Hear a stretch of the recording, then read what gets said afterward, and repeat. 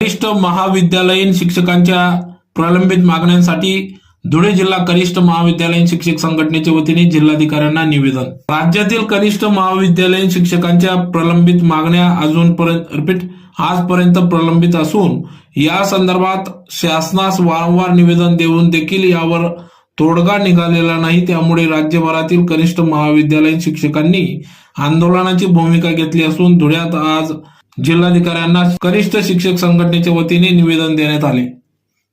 सदर या निवेदनात म्हटले आहे की राज्य सरकारने वारंवार आश्वासन देऊन देखील आश्वासनाची पूर्तता न केल्यामुळे शिक्षण मंत्री दादाजी भुसे यांनी पदभार घेतल्यानंतर त्यांनी शिक्षकांच्या समस्या सोडवण्यासाठी एकही बैठक घेतलेली नाही। गेल्या वर्षी शासनाने शिक्षकांच्या मागण्या मान्य करत तसे लेखी आश्वासन दिले, तेव्हा महासंघाने 12वीची उत्तरपत्रिका तपासण्यावरील बहिष्कार मागे घेतला। त्यानंतर मान्य मागण्यापैकी 1298 वाढीव पदांना मान्यता देण्याऐवजी सदर पदांवर कार्यरत केवळ 283 शिक्षकांच्या समावेशनाचा आदेश 9 नोव्हेंबर 2023 व 7 मार्च 2024 रोजी काढण्यात आला। त्यानुसार या शिक्षकांचे समावेशन झाले, मात्र अद्याप अनेक शिक्षकांचे समावेशन झालेले नाही। काही प्रस्ताव तसेच प्रलंबित ठेवण्यात आले आहे। शिवाय IT शिक्षकांचे समायोजन, अंशतः अनुदान प्राप्त शिक्षकांना वाढीव टप्पा, सेवा अंतर्गत आश्वासित प्रगती योजना, शाळा संहितेनुसार वर्गातील विद्यार्थी संख्येचे निकष पाळणे इत्यादी मागण्यांचे आदेश अद्याप निघालेले नाहीत।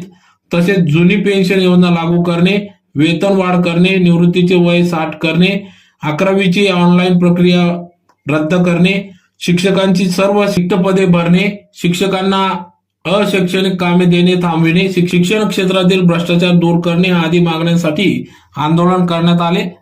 तर यावेळी महाराष्ट्र राज्य कनिष्ठ महाविद्यालयीन शिक्षण महासंघ संलग्न धुळे जिल्हा कनिष्ठ महाविद्यालयीन शिक्षक संघटनेचे जिल्हाध्यक्ष सतीश पाटील, कार्याध्यक्ष भागवत पाटील, उपाध्यक्ष चंद्रशेखर तोरवणे, सदस्य पंकज पाटील, प्राध्यापक शरद पाटील, लक्ष्मण काळे, योगेश सोनवणे, बिपिन सोनवणे, धनराज वाणी, PP Patil, SN Patil, SS Salunke, NN Patil, Shrimati VH Desale, HS Thackeray, AA Pawar, Tejal Patil, MS Patil, SC Agarwal आदी सर्व धुळे जिल्हा महाविद्यालयीन शिक्षक संघटनेचे पदाधिकारी, शिक्षक या ठिकाणी मोठ्या संख्येने उपस्थित होते।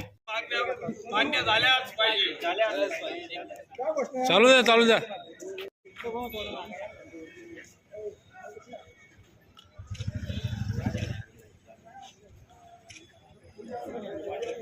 नमस्कार, मी सतीश पाटील, धुळे जिल्हा कनिष्ठ माहिती शिक्षक संघटनेचा जिल्हा अध्यक्ष या नात्याने आम्ही